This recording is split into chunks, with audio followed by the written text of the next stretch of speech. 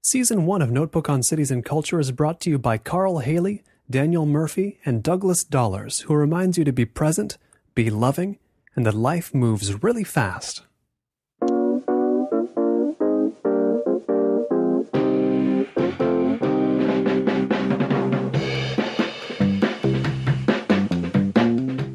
There's this idea I've read about in a lot of novels and hear characters talk about in movies and stuff, that everybody has this sort of innate natural age they are, irrespective of their physical age. Like, that girl, she's 12 inside. Or David Thompson, the film critic, wrote an article saying Bill Murray has always been 61, and only recently, when he turned 61, was reality in alignment with his inner age. Have you ever given any thought to the concept of what inner age you might be? And if not, why not? I have actually a little bit. I used to get cast as, for whatever reason, in high school. I did a lot of high school theater, and I would always get cast as like the dirty old man role, because there's always like the really big cast plays that they like to do because they get to cast a lot of kids. So like a lot of grown-ups won't be upset. And I would, for whatever reason, always get cast as like the much older man who's like kind of a perv, but also like very well spoken. So that's kind of where I fell into it. So for whatever reason, and I got cast as the titular character in The Man Who Came to Dinner when I was a sophomore, and I was going on a really big Orson Welles kick at the time, which is still ongoing, even as we speak. And I just basically made my character choice to do like a really third-rate Orson Welles impression, because this guy's supposed to be this kind of like, he's based on somebody else whose name I can't remember, like some critic of the time who was very popular, but I just decided I'm going to make it Orson Welles. So I did like a really awful Orson Welles impression. And then my friend Jacqueline's dad, she told me the next day, she was like, my dad said that you really remind him of Orson Welles. And I just went, yes! I did it. This is great. I reminded someone old of Orson Welles. It's Notebook on Cities and Culture. I'm Colin Marshall, coming to you from the Hollywood home of DC Pierson, sitting across from me, whom you've just been hearing. Actor, comedian, novelist. He's done a bunch of things. He is a founding member of the comedy troupe Derek, which is the troupe, by the way, behind the motion picture Mystery Team. He's the author of the novel The Boy You Couldn't Sleep and Never Had To, and the author of something that particularly brought me here, a phase of his blog, you might say, that shaped that blog. It was called the first 100 Days in LA. And tell me, sketch this in a little bit, fill this in. Now, you, after your days of imitating Orson Welles, of playing perverts in school plays, you went to NYU, you formed Derek in New York, you went on to shoot this film Mystery Team, and after that film was produced, but before it was distributed, promoted, and all that, you made a move in 2009 from New York to Los Angeles. Do I have anything wrong there? No, that's all correct. Now, there's many questions that you can ask about that kind of a move. A lot of people do it. A lot of people go the other way. Not quite as many, though, for some reason. But tell me this. What was the impulse that demanded that you turn the experience of moving from New York to Los Angeles into prose? What about that said to you, I've got to get this down in detail every day, and I've got to really get my mindset on this in some sort of art form, I guess? Attention was a big motivator. I have been writing on a website, or I guess, and then they started calling it blogging, for a really long time, starting in like high school. And I sort of went through all of the technological phases of, I guess what became blogging. Like there was a thing, I never did LiveJournal, but there was a thing called the Open Diary, which was a similar thing. So I started writing on there, and it was the kind of thing where it was sort of a poison pen. Like I can like make fun of people that I know without them knowing about it, then made the mistake of like showing friends of mine what I was writing. Then they went like, this is hilarious. Then they all got them. Then everyone within my social group got them. Then people started seeing me write mean things about them and got very upset with me. And at that point I went, I think I'm going to like pull back on the like transparency of how much of my personal life I'm writing about on these things. And so once I got to college, I was still doing it to a certain degree. And by this point I had a like a Blogspot website, and then I like got my own like domain name or whatever. There was a whole, like not shameful and brief, but not like brief enough to be less shameful, period of being really into like all those like post 9/11 like conservative like war blogs, because I just thought it was like cool and like sort of very contrarian to like be into that stuff when all of my friends were like super liberal in high school. And is something I'm actually very deeply ashamed of that I should talk about at length more, considering now that I'm like hyper super liberal. So I had a website and I was writing on it sporadically. I would write a lot in college. I would write a lot of like short stories and things like that. And pretty infrequently write about things that were actually going on in my life. But then when it came time for us to leave from New York to go to Los Angeles, because our movie Mystery Team, as you mentioned, had been picked up. At that point, it had been picked up for distribution. We just hadn't started working on the distribution of it yet, in earnest.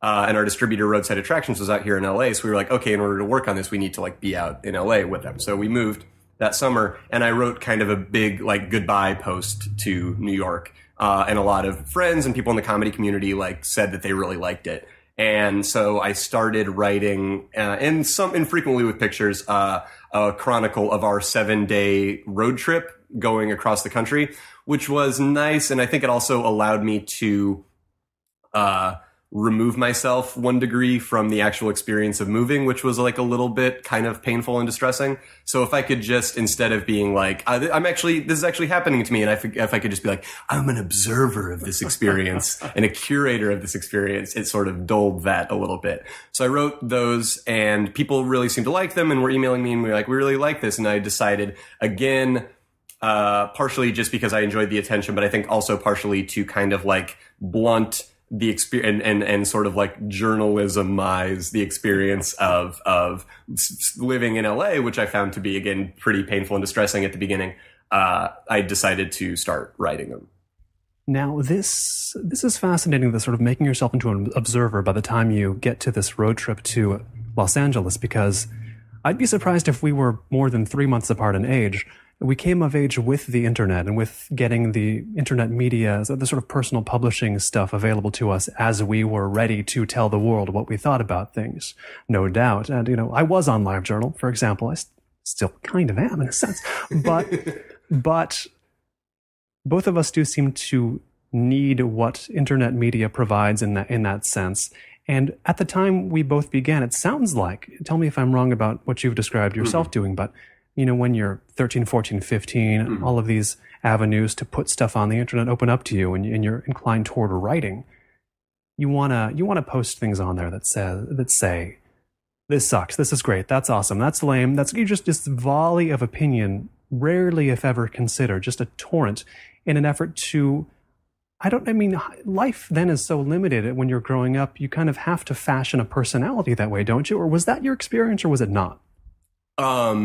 There's a line that I always come back to from a really great show called Daria, that was on MTV. It was a spin-off of Beavis and Butthead, and it had like a sort of female protagonist that has been a template for girls that I have had crushes on and dated, ever since then, who is just totally like, you know, social misfit, very like smart, but very like removed from like the scene at her high school. And her best friend, Jane, just sort of bond over being really negative about everything possible, which is kind of how you define yourself in high school, by like exclusion. And there's a really great line because Jane has gotten a boyfriend and they really like making fun of things and whatever. And then the boyfriend breaks up with her and Jane's really distraught and Jane goes, something, I'm paraphrasing here probably, but she's like, how could we break up? We hate the same stuff.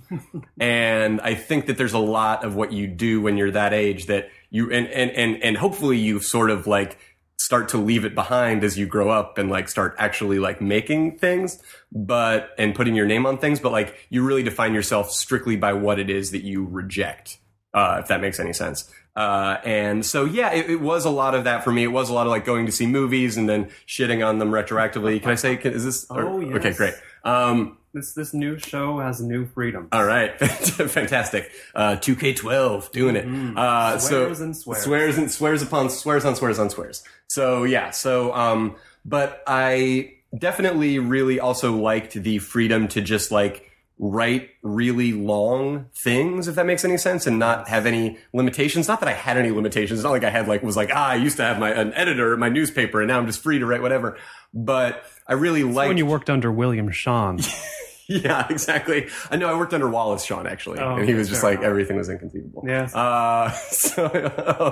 But it was right there. So, but I really liked just like sitting up really late at night and then like around like 5 a.m, like writing some long thing about like feelings and like Death Cab. But what I think that and as blogging got to be more like, okay, so all my friends had an open diary or whatever, then everyone had a live journal, then everyone had a blogspot blog, then and it would be this thing where everyone would universally adopt it and only like 1 or 2 people would really stick with it. And for better or for worse, and I'm not saying this like complimenting myself, I always like stuck with it through every single format and would always like write really, really long stuff. And then when Tumblr came along, I remember a bunch of my friends within the comedy community like immediately adopting it and me kind of like resisting it. And to this day, I'm now on Tumblr, but I also still maintain my old website, dcpearson.com, which is like a WordPress blog that has not had its underlying infrastructure updated since like 2004.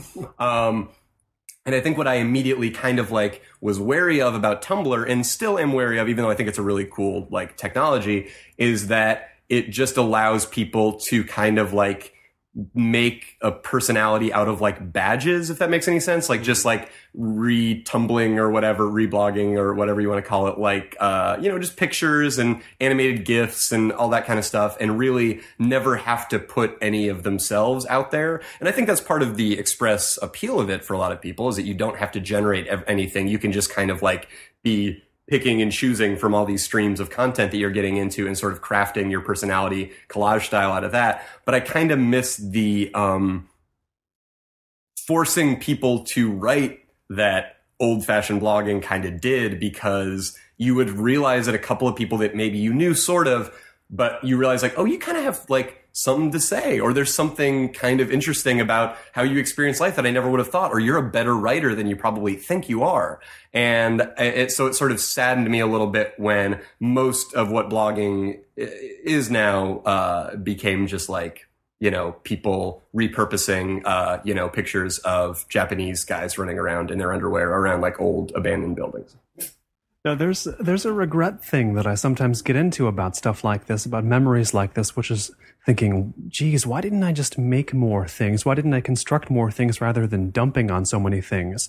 But I was also doing it in the same sort of long-form screeds on LiveJournal. So, I mean, we can think that about what we did, but we were making something, right? I mean, something was being built, even if the purpose of that thing was to dump on American Idol. Yeah. Oh, for sure. And that's not to say, because I love criticism. I like criticism almost more than I like the things themselves. Like I can spend whiled away many an idle hour like reading, like reviews of albums I'm never going to buy because I don't even like the genre of music that it is. I really like movie criticism of all forms, whether it's like really bad and corny or like really good and interesting and well written, or whether it's just really super bitchy. I like all of that stuff. So I don't think it's like, I don't think that just by virtue of, something being criticism makes it inherently like valueless or less valuable than something that's like original. I mean, the Onion AV Club is like my favorite website out there, and it has been for, 8 years or something like that. And it continues to be. But I think that there's a place that people get trapped if they don't actually go into criticism, be it professionally or be like trying to make that a craft that they're working on in and of themselves, where they can where having an opinion on something stands in for, stands in for something.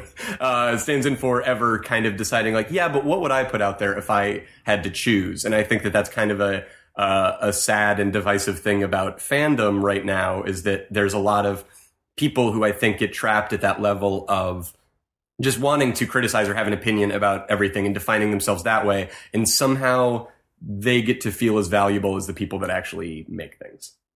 I have whiled away, or I guess invested many an hour into reading criticism as well. And I think of it as seeing or experiencing a cultural experience sort of reflecting off of another personality. Is that anything like the way you think of it? When you read criticism, what you're getting is right. You get Maybe it's like the creator of that thing's personality sort of bouncing off of the critic's personality and getting back to you, and that makes it more interesting because it's not necessarily at a remove, but it's put through a few different algorithms there, and so it makes it. You tell me, I guess, if I'm just veering so far away from it. Oh, no, for sure. No, I mean, I definitely I really like a critic on the AV Club named Nathan Rabin, who's also an author and has written a bunch of great books. Guest on the previous show this show evolved out of, too. Oh, really? Oh, fantastic. He's great, and I really like reading his hip-hop reviews, even though we don't always agree, because he is a real fan, but in reading, all of his books and other stuff like that, like, I kind of know where he's coming from and what he wants out of the genre of hip hop, where I might want different things from it, if that makes any sense. So even when we don't always agree, or even when I think he's being like overly generous, because I've followed him for so long, I kind of know where his tastes lie. And so it's interesting to see where he's going to come down on something like that. Now, should I have enough time to have a fully formed opinion about Nathan Rabin's opinion of hip hop? Probably not. But the point is that I do. And it's like a fun one-sided relationship for me as a reader to like maintain. There's also like the fact of, and it has been a sort of, I think like it is for a lot of people, the website Pitchfork is a kind of like something that I reluctantly embrace, but then like read a ton of. And I think it's the sort of thing where I can't remember who I was saying this to previously, but like I read it so much and enjoy it so much that I have to admit that I just actually like it. I can't keep having this ironic remove from it where I'm like, oh, I just read it because I know I actually if I hang out on it so much and I read it so much, I must actually like it. And I do. But there is very much that experience of reading reviews, especially rap reviews from people that I'm like pretty certain come from decently privileged backgrounds and I watch Pitchfork as an editorial being try to manicure their ideas of what hip hop is and where it's going, and trying to manicure the idea of new music as a whole and where it's going, and the way that certain records I feel like could come out today and receive a fucking 1.0, whereas they might come out 2 years from now and they happen to match up with what Pitchfork has decided the current state of music is and the trends that they're trying to steer things toward. And this all sounds very Illuminati right now. But I feel like I've watched it happen, and I've watched them, and I'm certainly not the first person to call it out. But then by the same token, I really enjoy watching that. I embrace it. I like watching them do that. It's interesting to me. I don't think what they do is inherently, it's frustrating. They gave my friend Donald a very bad and unfair, I felt, review on his record, because they essentially admitted in the review that he didn't fit into what they thought of as where hip hop is right now and where new rap music is going right now. They basically said, like, we already have one of you, which is a really upsetting and I think reductive and kind of racist thing to say. Like, we can't have more than one, we've already got a black rapper. Yeah, exactly. Yeah, well, no, but essentially they were kind of saying, no, we already have a black rapper talking about the experience of growing up in a largely white, around white privileged kids and that whole thing. So I thought that was kind of, upsetting.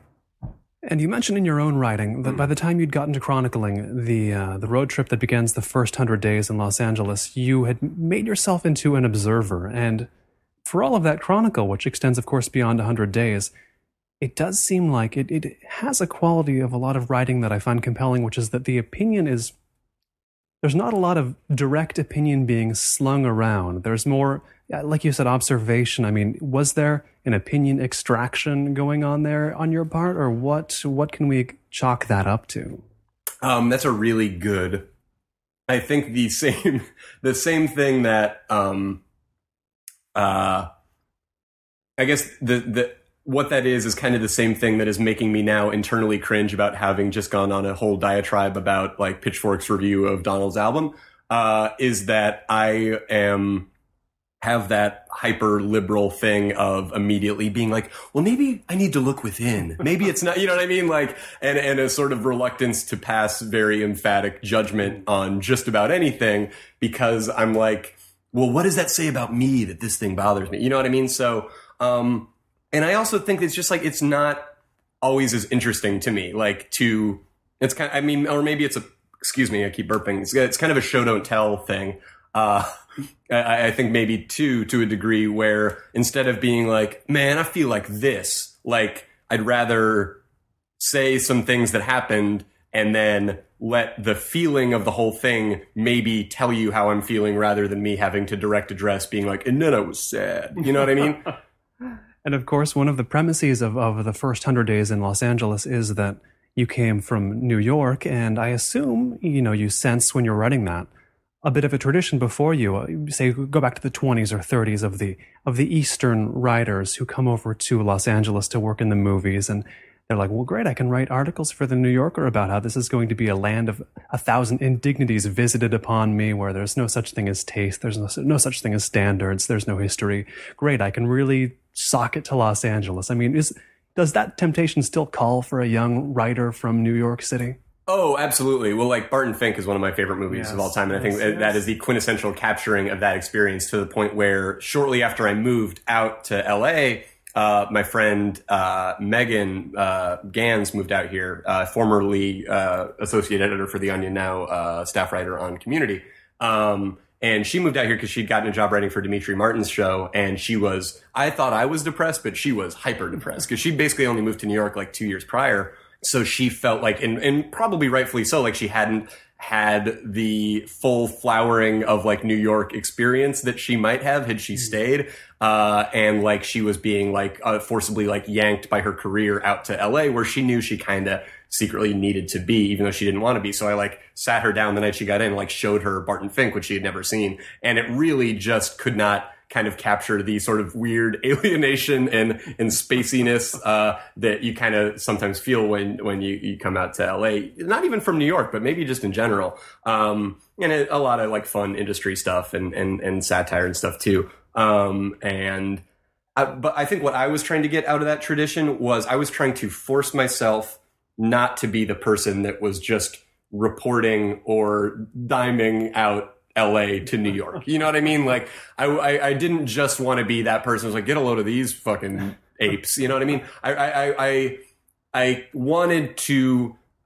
I guess, again, it goes back to that contrarian thing, whereas if all my friends, goddamn, it's so shameful, if all my friends in high school are being very like anti-war in Afghanistan, then I'm like, you know what? Maybe this Bush guy's got a thing or two to say. You know what I mean? Like terrible contrarian impulse sometimes, but other times it keeps me from being part of the herd that's all lining up to shit on something. Like sometimes it keeps me hopefully being somebody that's going to go, you know what, if everyone's criticizing something, maybe if only just so I can stand out in a way besides having pink hair, to like be a person that's like saying like, what is there that's valuable here actually? Like I would say somebody like what Tom Sharpling is doing right now with the Metallica Lou Reed album Lulu on his website, which, full disclosure, I'm a contributor to, Low Times. Where he's going track by track and kind of being like, everyone was reacting to this thing like it was so terrible before it came out, and then it came out and they all said, oh yeah, of course it's terrible. And then there was just this like bandwagon standing in for actual opinion, like, fucking golden shower on this thing. And I'm going to actually see if there is something of value here and actually engage with it on some kind of critical level, which he's doing. And what he's mostly finding is that it's pretty bad, but he's actually honestly engaging with it and saying when there's things there of value, or just saying like, there's something so weird and vortexy about this thing. Why can't we just appreciate that for what it is and celebrate it instead of just going, oh, it's terrible. And I always think about, I'm getting way off topic here, but I always think about like, there's a difference between being like, I don't like this thing, that's my opinion, and this thing is shitty, I don't want it to exist. And I think that there's a little too much of a tone in internet criticism, not criticism like actual critics or even people that like actually put their ideas out there in a long form, but like just sort of like anonymous critique internet culture, where if they're saying something is terrible, and I was like, if you could just press a button Third Man style right now and make it so that thing no longer existed, would you do it? And I think a lot of like, 17-year-olds in their like parents' attic, like honestly would. And that's a little bit weird and scary to me, where it's like, for all of the things that I actively like hate, like a lot of the art that I hate, would I make it so that it didn't exist? no, it just has to be my and my friends' like mission to try to make other things that are more like the things that we would like to see. You don't think the 17-year-olds in the attic would get a moment of pause right before their finger descends, saying, "Well, geez, what am I gonna live journal about?" I mean, they really might have that moment, though. I mean, they're not super self-reflective being 17, but they probably run into that. Yeah, maybe. I mean, you would hope. You would hope. I think that there is. I was going on my whole Illuminati rant about Pitchfork earlier that I only sort of partially actually believe, but and most of it was for effect. But I do think there's maybe a belief on the part of some people that aren't in the entertainment industry, and I'm not saying that like it's a bad thing. They just aren't. Like they're the audience, that they kind of view entertainment like it's this big, or Hollywood, I guess if you could call it that, as this big complex that decides like what gets put out there in a very like monolithic way, where that's not really the case. Like even though there's like media consolidation and stuff like that, there's still a ton of different people trying to put a ton of different things out there for different audiences, rather than them just being like, yeah, there's 6 people in a room and they're shoving this stuff down our throats. Like that is like a viewpoint that just, I don't know, like is so different than how it actually is, that I'm not saying I expect people to know about that stuff or even think that they should spend time thinking about that kind of stuff, because they kind of shouldn't, and I kind of wish I didn't have to. But by the same token, it's the sort of thing where it's just like, we're trying to make the good stuff. I'm out here like when people are like, how hasn't Derek made a thing in a while, or why aren't you guys making another movie right now? It's like, you don't think that we're not trying to make stuff for you? Because we are. We're out there aggressively trying every day. It's just that sometimes it's really, really hard, and we're going to keep trying, and that's kind of all we can do. But when people are like, hey, you guys should make a new Derek video, I'm like, fucking write your congressman, you know what I mean? Like, or write your local studio head or whatever. Until then, like, let's just, let's have a fun audience, artist interaction if we possibly can, instead of making it just be like, why are you withholding this thing from me? And such a tangent, sorry. No, not a tangent at all, because it leads to something I wanted to know about, which is, we should draw a distinction, first of all, between ways to come to Los Angeles, because you have the Barton Finks of the world, the real ones, or the fictional Barton Fink coming here to work on the movies, to work in the industry. And I guess it sounds like that's mostly what brought you out here. If not for movies, you'd still be in New York, perhaps. Is that too much to say? I doubt I would by now, because there has been such to a ridiculous degree, an exodus from LA to New York, or from New York to LA, in terms of everyone that I was of a generation with at like Upright Citizens Brigade and in other avenues. Like, there's just so many people that are out here right now. I like to think that if the movie hadn't come along, I would have at least hopefully moved out here by like a year ago today. I would hope. I don't know. It's an interesting thought experiment. But even so, here's my point of curiosity, that, reading your first 100 days in LA and beyond, thinking about it again as I came over here, I think about your posts, especially the ones you make when you visit New York again, and you're like, man, I got on the train, I put on my headphones, I'm listening to music. This is New York. This is what I love about New York. This is what I miss when I'm in LA, is that I can't do this. And then I took a moment to myself just now and thought, geez, I came here on the subway with my headphones on. Yeah. I mean, because is it more about moving to the industry than moving to Los Angeles that is the source of this New Yorker's angst? Oh man, that's a really good question. Yes and no. I mean, because what I've found out here is tons of things to actually love, which is great. Because I found like the revival cinema scene that I really like, yes. Like the New Beverly and the Egyptian and the Arrow and all of these, and the Cinefamily and at the Silent Movie Theater, and all of these really great ways to like see old movies on the big screen, which is something that even though I'd occasionally go to Film Forum, that I rarely did in New York.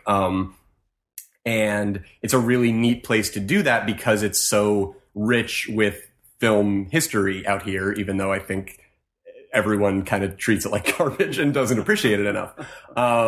And I have found the alternative comedy scene out here, and particularly as regards stand-up, to be just as, if not more, welcoming and friendly and rich with talented, nice people than I did in New York.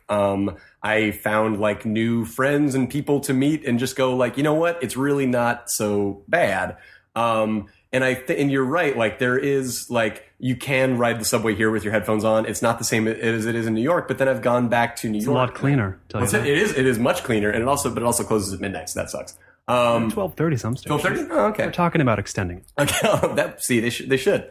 But yeah, so I mean, once I stopped, and I this has kind of become my stock answer, unfortunately, but it is because it's true, is that once I stopped really aggressively comparing them, it got a lot easier because it just could not be more apples and oranges, New York and LA. Like the experiences of them couldn't be more different, but yet there's so many things to like about both of them, and I'm really happy that I've gotten to live in both places. And I was kind of talking about this with my roommate Dominic, actually, like when we both came back from our respective Christmas vacations, is that we would both get a lot of the same question from relatives where they would be like, wait, no, so you lived in New York, but then you moved out to LA. Like, what's that about? What's the deal? Like, not really. How is that possible? Yeah, how is that possible? Or why would you do that? Or does that indicate something crazy about you or whatever?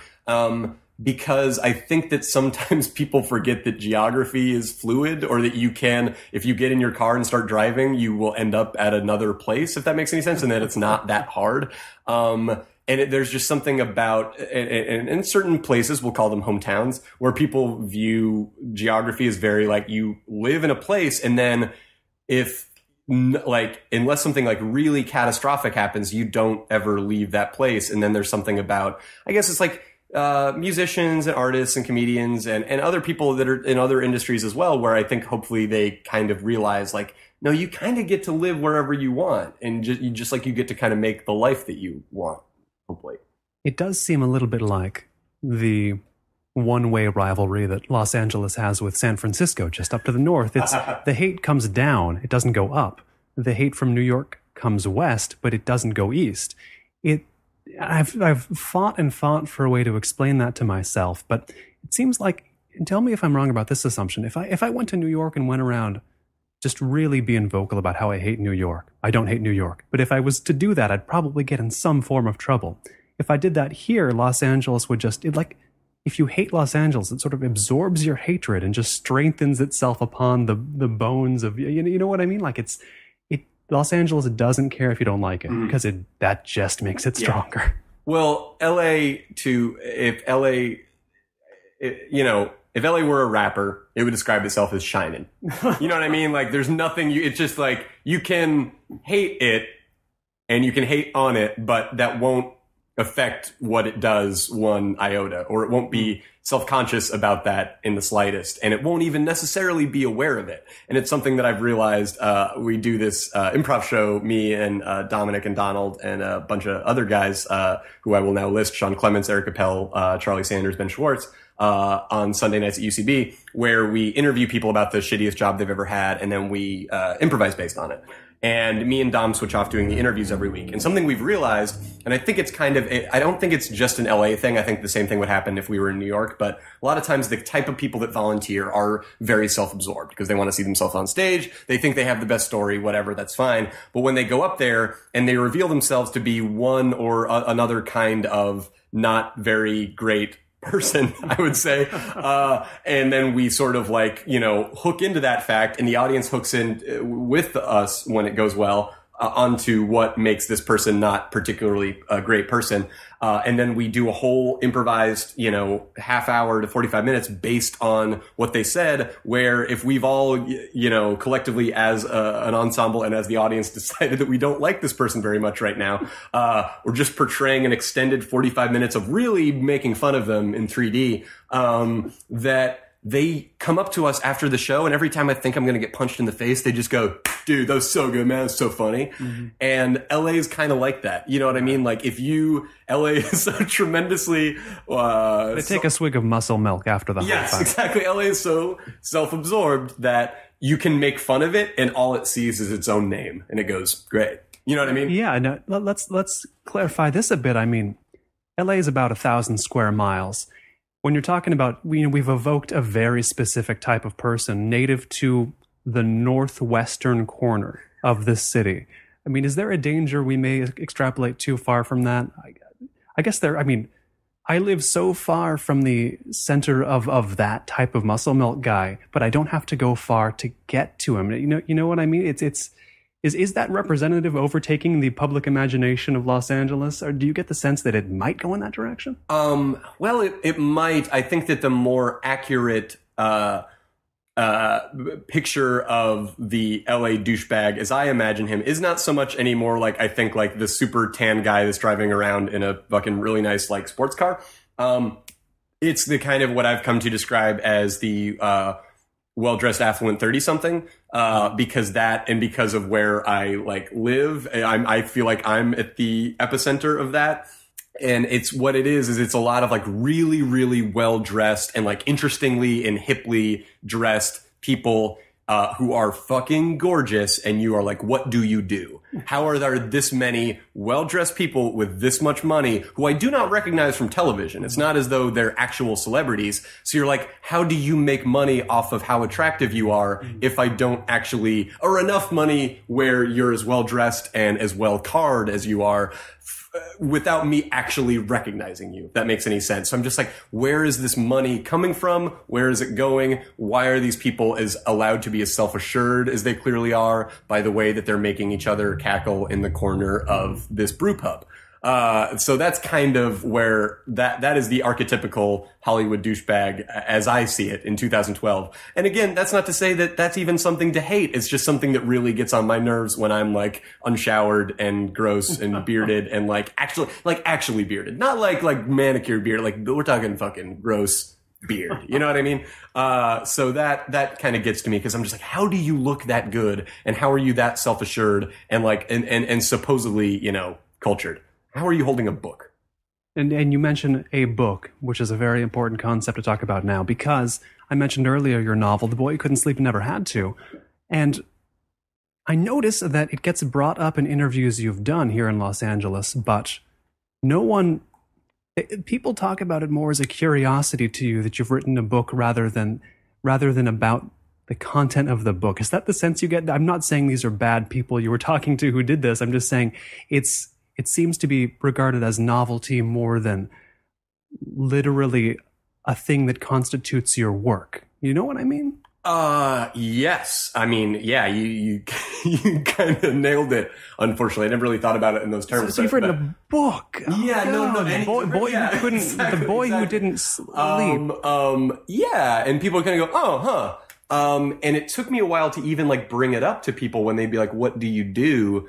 Because I just almost didn't want to talk about it. Not because I didn't want to talk about it because I'm not proud of it. I'm really proud of it. And I really want people to be aware of it, and I want people to buy it and read it because I like it. But, yeah, I think that I was hesitant to do it because then people are like, oh, well, what's it about? And then you got to tell them what it's about. And then you get to hear yourself pitch the same thing that you've pitched and that the same way that you've pitched it a bajillion different times. But then again, that's something that you have to do because that person doesn't know about it and they're honestly curious. So I shouldn't hold that against them, but that's a self-deprecation for another day. And then just like, well, because everyone out here is in the industry, so everyone out here assumes they know what the deal is and what the shot is and how easy it was for you to get wherever you are, whereas they have very good reasons for not being where you are, not having what you have.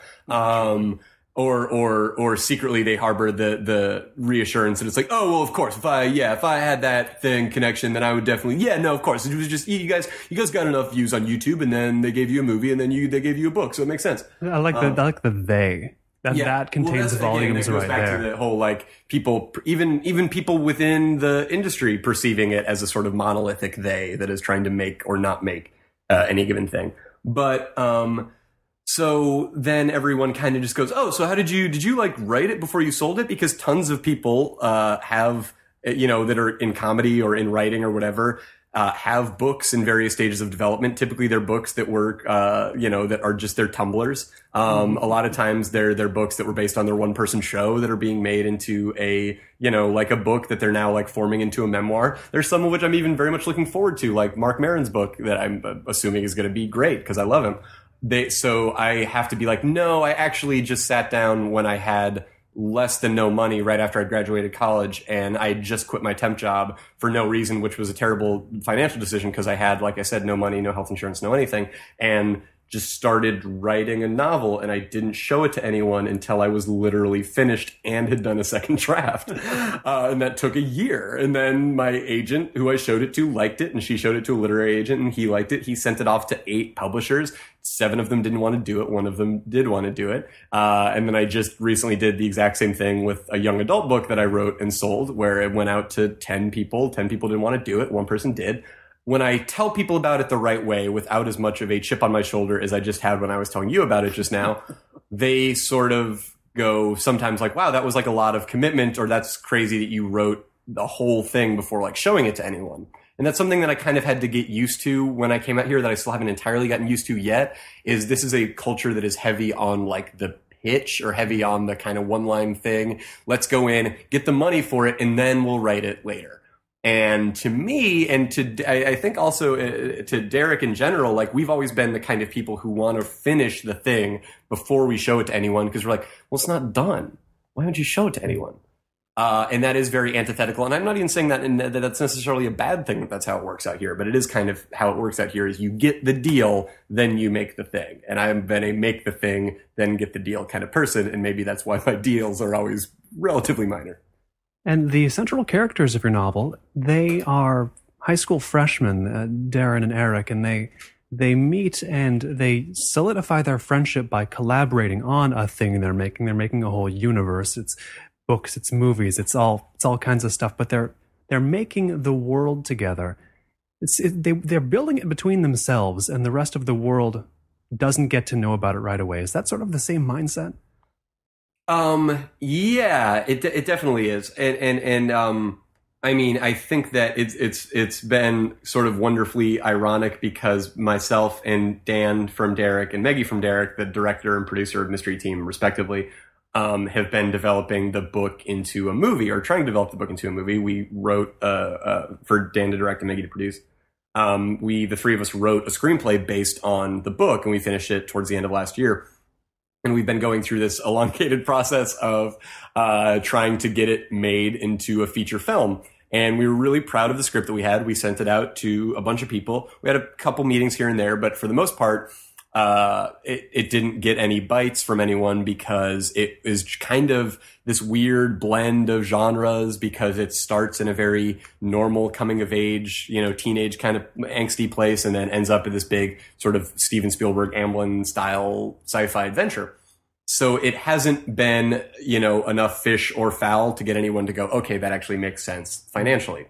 And I don't even resent anyone that much for thinking that. It's a little frustrating, because those are, and as my career goes forward, and just knowing the 5 to 10 other ideas I have in my head that I really want to do in various media right now, is that they're all kind of like that. They're all like, none of them are just like, this is just a straight ahead, romance. You know what I mean? Like, this is just like 100% Witherspoon all the way. Unfortunately, Full spoon. The whole spoon. Here we go. All right, I'll see you later, Colin. The next big thing. But so it's frustrating, and right now we're sort of in a regrouping mode where we're going to go back and see if we can't rewrite the screenplay to be something more baldly commercial. And it'll be an interesting exercise if something else, if nothing else. And now I honestly don't remember what kind of, in terms of Darren and Eric. But it is kind of a wonderful, and the whole process has been a kind of wonderful metaphor for the thing that we're actually trying to do, or like the book is a metaphor for what we're trying to do, and what we're trying to do is a metaphor for the book. And I don't remember who said it, but there's somebody that said, or maybe multiple people have said it, but like everything, especially I think somebody said like every movie is the story of the movie itself, like of the movie being made. Like everything is actually kind of secretly the tale of the thing itself being made. And so I kind of like that. And like, even if we don't get to actually get to shooting it for another like 5 years or whatever, like we believe in it, we believe in ourselves, and we're like, okay. And even sitting here telling you this is kind of weird for me, because it's been a long road to me wanting to be this baldly transparent about what's actually going on in my career. And I'm starting to realize that if I don't want to continue fielding tweets where people are like, why haven't you guys done anything in a long time? And I realize like,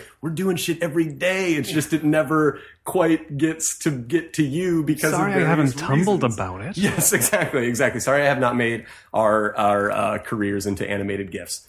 I should not. It sounds like I have more resentment for animated GIFs than I do. I love animated GIFs.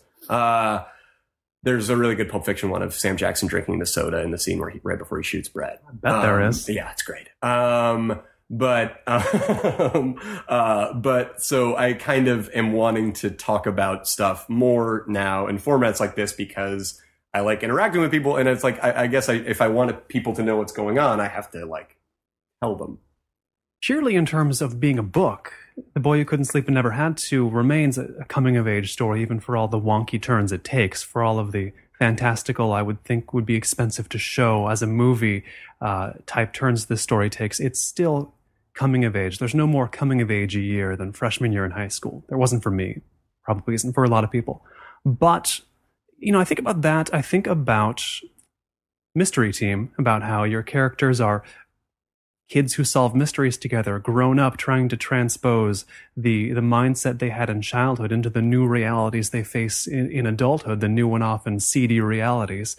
And I think about what we talked about earlier, which was the way your writing changed from the early days, blogging your opinions, just like I did, just like we all did, haphazardly, to maturing into an observer rather than a shitter-oner.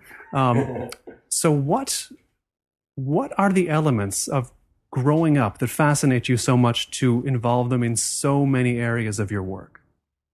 Well, because it's kind of the only major and universally experienced life transition that I've experienced so far, or one of them. And me and Maggie were just talking about this the other day. Like, there's so much in the, you know, little kid to elementary school to middle school to high school to college to the real world transitions that are inherent and built in our culture that everyone experiences. And it's one of the only times in your life where there's that really hard and fast, okay, you're supposed to mature now in some way thing. And I think of part of where we get this whole like conceit of like the man child or the woman child now that's so pervasive in popular culture is because we stop getting those built-in markers that say, whether or not we actually choose to heed them, you have to become this different kind of person now. And part of the fun of, and Maggie and I were just talking about like when everyone comes back from like college for that first time, like, and everyone's back home and you get to see the type of people that people are trying to become, that these personalities that they've sort of tried to forge at their like freshman year in college it's so interesting.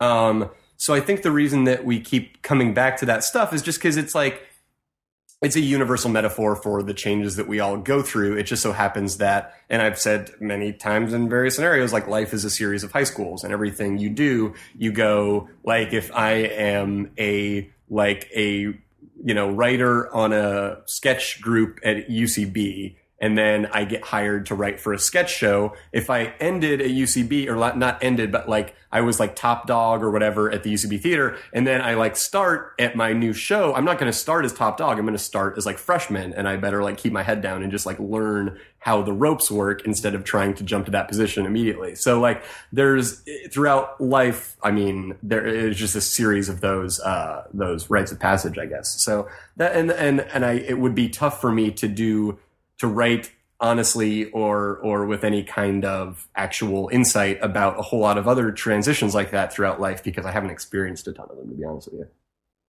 you. In a couple, or at least one of the posts on New York in First 100 Days of Los Angeles, you write about wishing that you had been more of an open eye and a raw nerve on the streets of New York to absorb it all more. Is that a sentiment you have about the process of growing up? I mean, we all kind of shut down to it when we were trying to power through it, but would you want to go back and just try to absorb in as high resolution as possible that experience?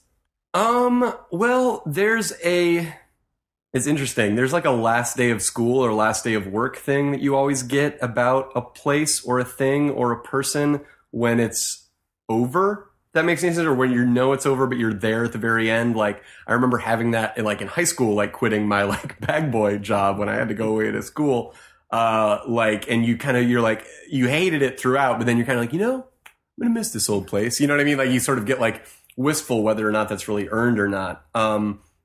Are there places or things or whatever that I wish I'd been more open to? Yeah, I guess so. Or even in growing up, but like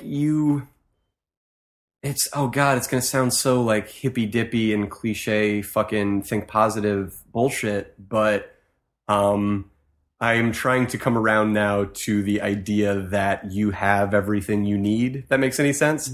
And that's not to say like, God puts you where he wants you to be, God willing and God bless. Like, no, like that's not it at all. But like, really just that you have the experiences that you had and that's who you are and you can't front on that, nor should you. And everything that because I've often like, whether out loud or in my own head, just lamented like not having enough like weird, like traumatic experiences, or even now I'm doing more like storytelling type stuff and talking a lot about like dating experiences. Like, and then I have in a moment of weakness kind of like wish that I'd had more fucked up relationships or dating experiences that I've had, just if only to have more material for that kind of thing.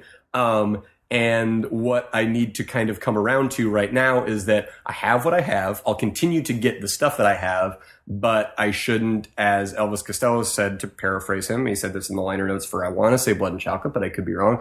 Like, I wouldn't if I had it to do over again, I wouldn't mess up my life just to write silly little songs about it. And that is something that I've always come back to, like that you shouldn't cultivate a fucked up life or personality just in order to create good work, because you go around once and you kind of want the life that you actually have to actually be enjoyable, to actually be in, not just experience secondhand.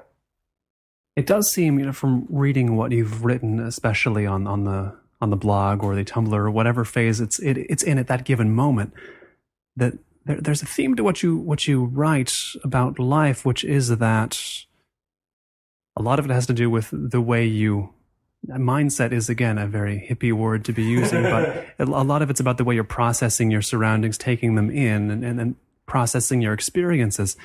And I want to know what kind of mindset you have to put yourself into to craft a one-man show like what you mentioned. DC Pierson is bad at girls. That one about those shambolic relationships you mentioned. I mean, what place do you have to put yourself in to where you think, okay, I can mine this and I can make it into viable entertainment that will get into other people's heads and not just be my head that they can't make heads or tails of?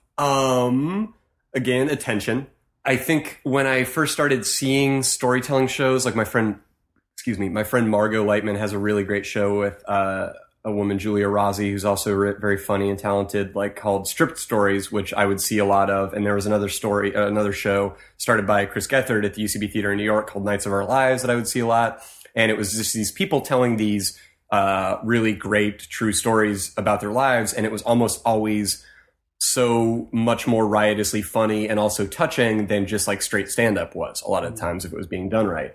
Although a lot of times the storytelling thing gets used to just for people to be lazy. But anyway, lazy or not curatorial in how they choose to tell about events, just like I'm doing right now in this answer. Anyway, but so I think once I started to do shows like that, I did Margot's show and I was like, I have this story about the first girl I ever had a crush on. Now, Margot's show is called Strip Stories, largely because most of the stories are supposed to be like embarrassing, like sex stuff or sex related things, or just like really embarrassing dating stuff.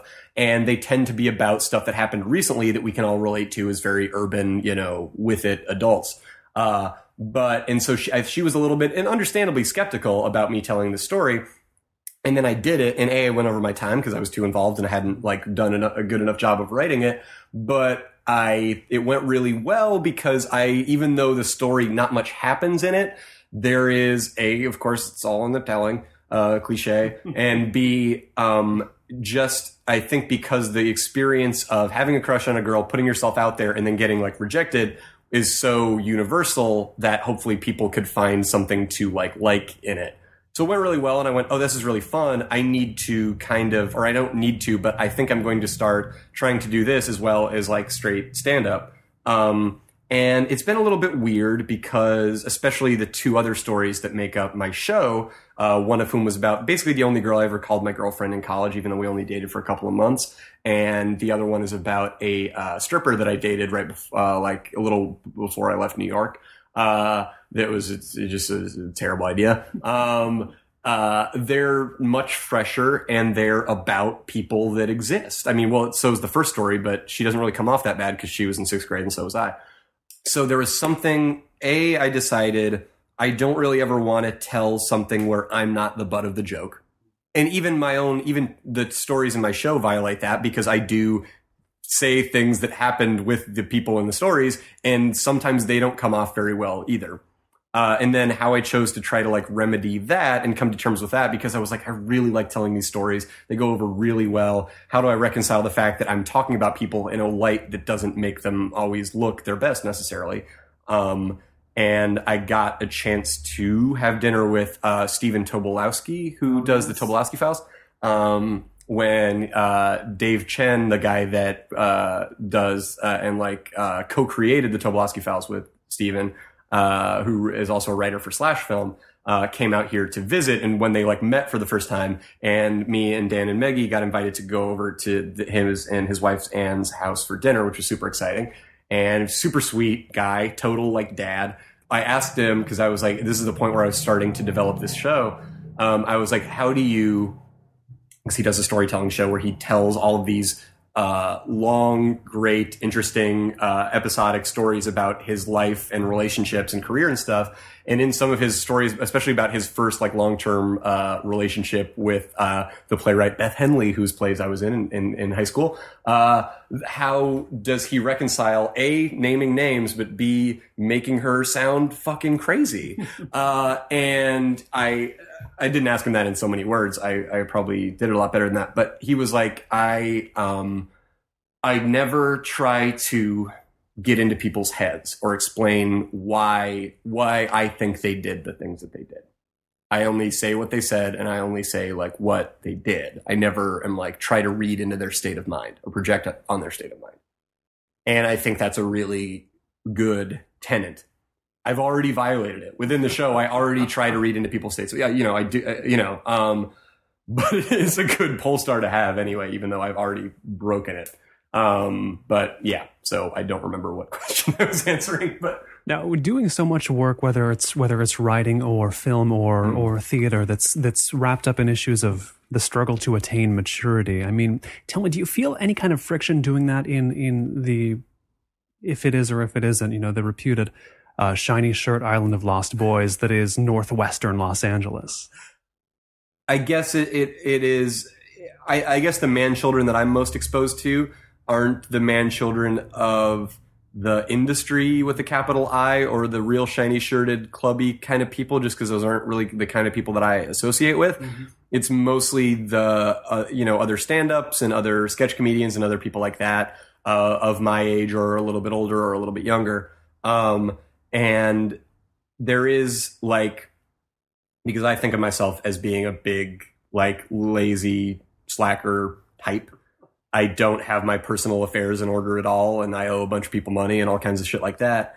And then you look at just about everyone else and you actually talk to them and you realize, oh, we're all doing that. That's, and it was kind of the central theme of a thing that I started to write, but ended up kind of aborting, which was that it is kind of impossible to be an American in your 20s and not be kind of a criminal.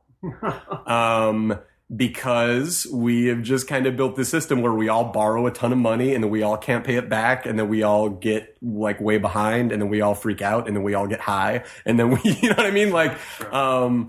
And so in one form or another, it is kind of illegal to be in your 20s. And yet you have no choice. You have to do it to get to your 30s, where you're very financially stable. So I've been repeatedly assured. Now, the interesting part, especially about that, is what you've just said, is that in Los Angeles, nowhere can you associate with a wider range of people, but nowhere can you also more easily ignore a wider range of people in favor of those who do specifically what you do. It seems like with the work you do, you would feed off of being around people who are not exactly you, career-wise or close to it. A, do you need that? B, is it a challenge to get it, or is there some sort of strategy you've had to develop?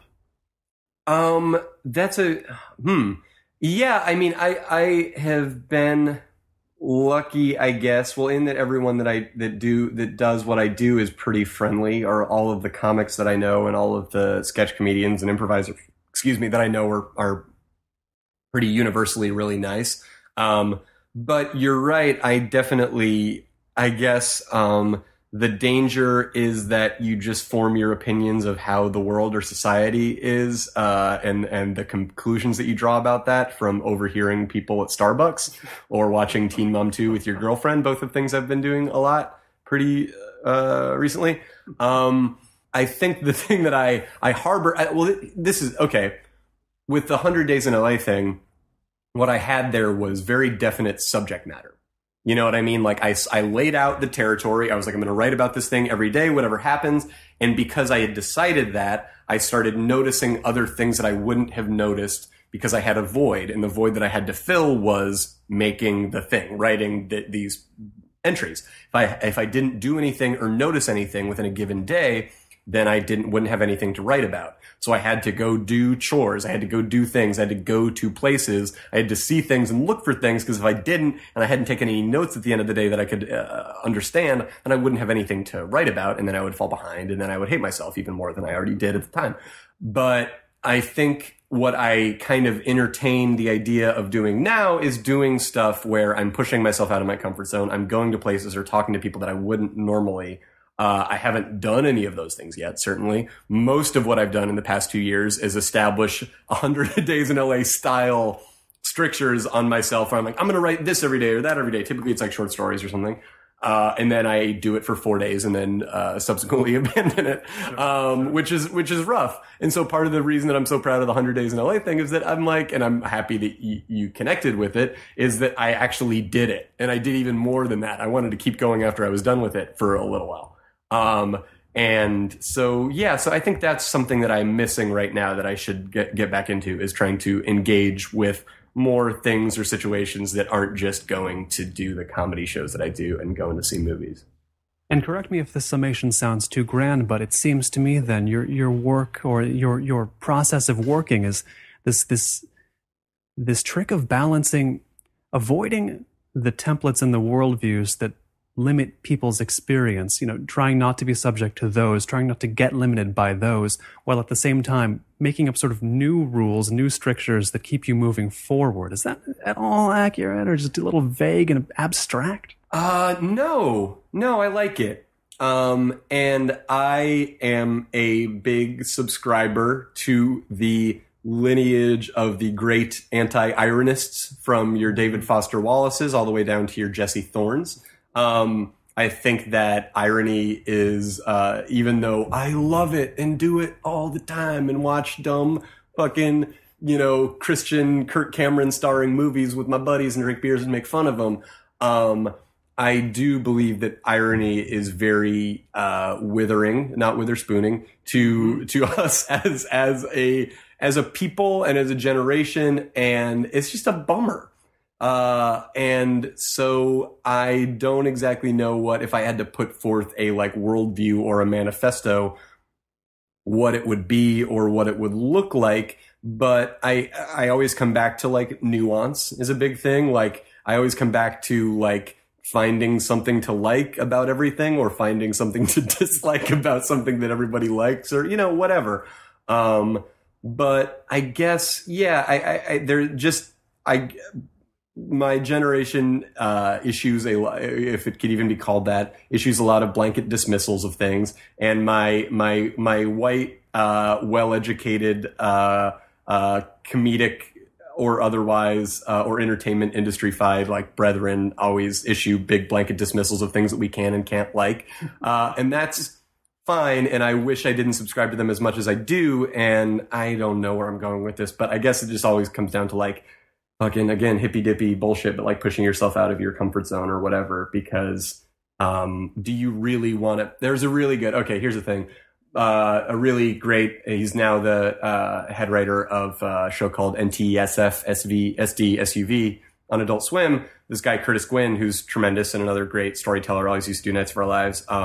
He coached an improv group that I was in like my freshman year of college. He came and did one coaching session. Me and this kid did this terrifically terrible scene where we were both just standing there being clever. And he stopped us and he was like, if I wanted to see two tall, white, smart guys just be clever standing on a stage, like I could go anywhere in New York right now, like anywhere at this moment. Like you have to tell me like, why am I watching what you're doing? You have to like care. You have to emotionally commit. Like I want to see you like give something of yourself. And I like that. And I'm trying to get more towards that in like stand up, in like storytelling, in writing, in all of that stuff. I like getting more towards actually sharing something that's like, honest. Because it makes people feel less alone, which is a good thing to try to do. I've been speaking with actor, novelist, comedian, one-man shower, etc. DC Pierson. You can find more about him at dcpearson.tumblr, TUMBLR.com. DC, thanks so much for taking the time today. Thanks for having me, Colin. It was really fun. And you can visit colinmarshall.org to keep up with the cultural creators, internationalists, and observers of the urban scene on Notebook on Cities and Culture. Thanks. And special thanks to the people backing this season, including Aidan Millman, Andy Cooney, Ben Bartley, Brian J. Dell, Doubt Us Artwork, Greg Bigelow, Greg Linster, Henry Coronan, Umberto Grant, James Faber, Jonathan McCalmont, Mark Larson, Matt Warren, Mia Muratori, Nicholas Croft, Paul Doyle, Ray McGuire, Rob Montz, Robert Foley, Roberto Medri, Samuel Hansen, Sean Dudley, Small Demons, Stephen Ingles, Steve Himmer, TSD, and Wayne Wright.